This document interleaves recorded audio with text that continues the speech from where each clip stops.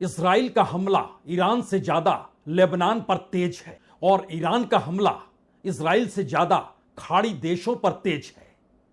Iran यह बताने से चूक नहीं रहा है कि वो क्यों और कहां हमला कर रहा है, और अब यह भी बताने लगा है कि वो कहां हमला नहीं करेगा। उसमें अजरबैजान है, साइप्रस है, टर्की है। तो क्या अमेरिका के हाथ से इस युद्ध की कमान निकल चुकी है?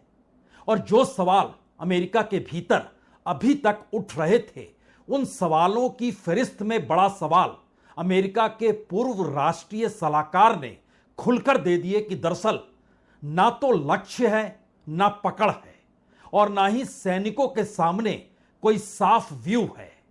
और इन सब के बीच अमेरिकी राष्ट्रपति भी अपने रक्षा मंत्री, अपने विदेश मंत्री के बाद यह कहने से चूक नहीं रहे हैं कि दरअसल जो प्लानिंग, जो ब्लूप्रिंट वाकई बेंजामिन नेतान्याहू यानी इजराइल की तरफ से दिया गया था, उसमें जीत पक्की है।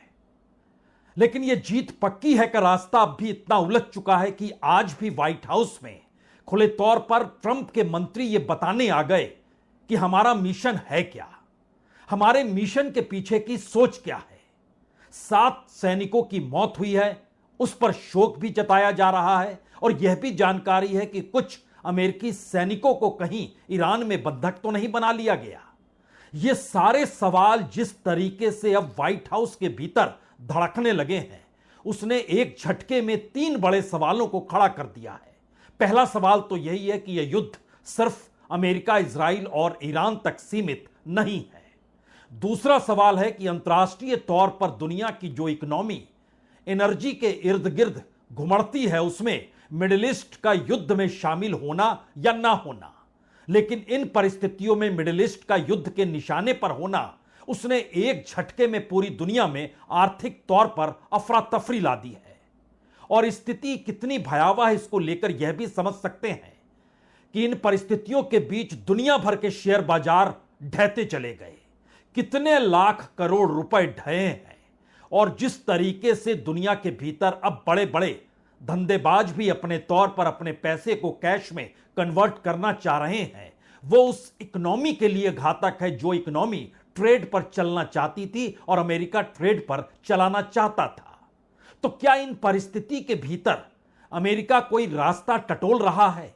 और यह माना जा रहा है कि बाकायदा किसी मोड़ पर आकर अमेरिका यह कह सकता है कि हमने तारीख तय कर दी, इस दिन सीज फायर हो जाएगा, और ईरान हार गया। और उस हार को लेकर कुछ सबूत रखने का तो जिक्र होगा नहीं, क्योंकि इन सब के बीच अब जो गाजा में युद्ध रोका गया था, उस पर भी अब रोकने की जगह पुरानी परिस्थिति लाकर खड़ी कर दी गई है। यानी पीस प्रोसेस से हटकर गाजा को लेकर जो इजराइल की भूमिका थी, क्या उस दिशा में भी अब एग्रेसिव रुख इजराइल दिखा सकता है? क्योंकि इजराइल अपने तौर पर गाजा को लेकर और वियतनाम को लेकर, या फिर ईरान के साथ खड़े देश जिसमें अब तुर्की का जिक्र भी हो रहा है, वो खुले तौर पर यह कहना चाह भी रहा है और कहने से हिचक भी नहीं रहा है कि दूसरा ईरान तो टर्की है। अजरबैजान ने मना कर दिया कि आप हमारे यहां से उड़ान नहीं भरेंगे, तो अजरबैजान भी निशाने पर है। साइप्रस के भीतर भी बहुत सारे सवाल इजराइल को लेकर हैं, और इजराइल के सवाल अमेरिका के साथ साइप्रस को भी अपने दायरे में ले रहे हैं। तो क्या इन सवालों का जवाब पहली बार अमेरिका के भीतर इस तरीके से मंडराने लगा है, जहां व्हाइट हाउस अब इस अफरा तफरी में कोई नया रास्ता जो युद्ध से हटकर हो और दुनिया के तमाम देशों पर अमेरिका आकर खड़ा ना हो जाए। और जिस तरीके से अभी तक दुनिया चल रही थी, उसमें अब चीन और रशिया भी अगर इस युद्ध में पार्टनर के तौर पर नजर आने लगे हैं, और अगर वो सक्रिय पार्टनर हो गए, तो फिर सवाल वाकई न्यू वर्ल्ड ऑर्डर का होगा। शायद इसीलिए जो सवाल अमेरिका के पूर्व सुरक्षा सलाहकार जैक सुविन्नर ने उठाए, उसको लेकर भी व्हाइट हाउस के भीतर हलचल मची हुई है। क्या सवाल थे? किस तर्ज पर दुनिया के भीतर अब ऑयल प्रोडक्शन भी 30 से 70% तक अलग अलग देशों में, मिडिल ईस्ट में कम क्यों कर दिया गया? और जहां से तेल निकाला जा रहा था और जो अमेरिकी नेवी को दिया जा रहा था, जो उसकी 5th फ्लीट है, वहां पर भी ईरान ने अगर अटैक कर दिया, तो इसके मतलब मायने आने वाले वक्त में किस दिशा में जा रहे हैं, यह व्हाइट हाउस उससे पहले संभलना और संभालना चाहता है। हमें लगता है कि आज जब व्हाइट हाउस के भीतर मार्को रूबियो आए, उन्होंने क्या कहा?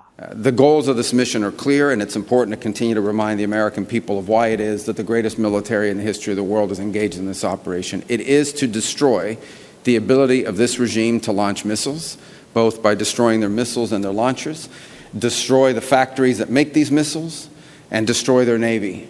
I think we are all seeing right now the threat that this clerical regime poses to the region and to the world.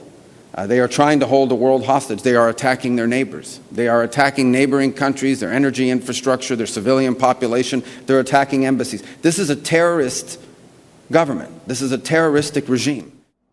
White House बाखूबी जानता है कि अमेरिका की पहचान सिर्फ और सिर्फ आधुनिक सेना के तौर पर नहीं है, बल्कि दुनिया की इकोनॉमी को किस दिशा में ले जाना है, यह भी सोच उसी की है। लेकिन इस युद्ध के बीच में जब यूनाइटेड अरब अमीरात, कुवैत, इराक, बहरीन और अब सऊदी अरब ने भी तेल का प्रोडक्शन कम कर दिया। आज ही सऊदी अरब ने ऐलान किया वो कल तक 10 मिलियन बैरल प्रतिदिन जो प्रोडक्शन कर रहा था, अब उसमें 3 मिलियन बैरल की कमी कर रहा है। बहरीन की स्थिति तो इसलिए नाजुक है क्योंकि बहरीन के बापको से जो 2,67,000 बैरल पर डे तेल का उत्पादन होता है, वो तेल अमेरिकी नेवी जो 5th फ्लीट है उसको दिया जाता है। और आज उसी बापको को निशाने पर ईरान ने ले लिया। और जब तेल की कमी पूरी दुनिया में आई तो पहली बार दुनिया के भीतर 3 सवाल बड़े हो गए। क्या तेल की इकोनॉमी अब पूरी दुनिया को इस युद्ध में झोंकी देगी और हर किसी को तय करना ही पड़ेगा वो कहां पर खड़ा है, क्योंकि क्रूड ऑयल 30% तक उसकी कीमत अंतर्राष्ट्रीय बाजार में बढ़ गई। जो ब्रेंट क्रूड ऑयल है वो 26% बढ़ गया, जो हीलिंग ऑयल है वो तकरीबन 22% बढ़ गया, गैसोलीन 14% बढ़ गया। और शेयर बाजार तो दुनिया भर के भीतर ही जिस तरीके से ढहते चले गए, इसमें भारत के भीतर का अगर आकलन करेंगे तो 22 लाख करोड़ की जो नेट स्ट्रेंथ थी वो कम हो गई। डॉलर के मुकाबले रुपया इस वक्त सबसे कमजोर है। दुनिया भर में सप्लाई चेन डगमगाई हुई है। जो पूरा इंपोर्ट बिल है वह उन देशों के लिए मुश्किल हालात में खड़ा कर चुका है जहां पर जो देश स्वावलंबी नहीं है और वह दुनिया के बाजार से सामान लेकर अपने आप को चलाते हैं। और युद्ध के दायरे में आने वाले वो तमाम देश जहां पर विदेशी निवेशकों ने, खास तौर से वेस्टर्न कंट्रीज और अमेरिकी निवेशकों ने पैसा लगाया, वो सभी निकालने लगे हैं। यह स्थिति जापान में है, साउथ कोरिया में है, ऑस्ट्रेलिया में है, मिडिल ईस्ट के भीतर भी है। लेकिन अगला सवाल यह है कि इन सब के बावजूद भी अगर ट्रंप यह कह रहे हैं कि कम समय के लिए तेल की कीमतें बढ़ी हैं, जो ईरान के परमाणु खतरे को खत्म होते ही तेजी से नीचे आ जाएगी, तो क्या इस पर दुनिया भरोसा कर रही है? और यह भी कह रहे हैं कि अमेरिका और दुनिया की सुरक्षा और शांति के लिए थोड़ी बहुत कीमत तो चुकानी पड़ेगी। और इसके बाद उन्होंने जो कहा, सिर्फ मूर्ख ही इससे अलग सोचेंगे। तो दुनिया भर के देश के भीतर जो हलचल इस दौर में मची है, उसमें यह भी बड़ा सवाल है कि जब रूस ने यूक्रेन पर हमला किया था उस वक्त कच्चे तेल की कीमत बढ़ गई थी। इससे पहले जो 2008 में मंदी आई थी उसमें भी तेल की कीमत बढ़ गई थी। और अब यह तीसरा मौका है जब तेल की कीमत बढ़ गई है। इससे पहले के दोनों वक्त में अमेरिका खुलकर शामिल नहीं था। इस वक्त सिर्फ और सिर्फ अमेरिका युद्ध में शामिल है और कोई रोकने वाला नहीं है। तो क्या अमेरिका खुद तय कर रहा है? क्योंकि व्हाइट हाउस के भीतर मंत्रियों का आना, कहना, अपने मिशन को बतलाना, यह सब थमा नहीं। इन सब की पूरी एक कतार लगी रही। We will not back down. We will never abandon our own. Our mission is clear. Bring our citizens home and ensure those responsible face American justice. Trump के तमाम मंत्रियों को सामने आकर या व्हाइट हाउस में तमाम पत्रकारों को बुलाकर अब यह कहने की जरूरत क्यों पड़ी, 10 दिन होने को हो रहे हैं, कि हमारा मिशन क्या है।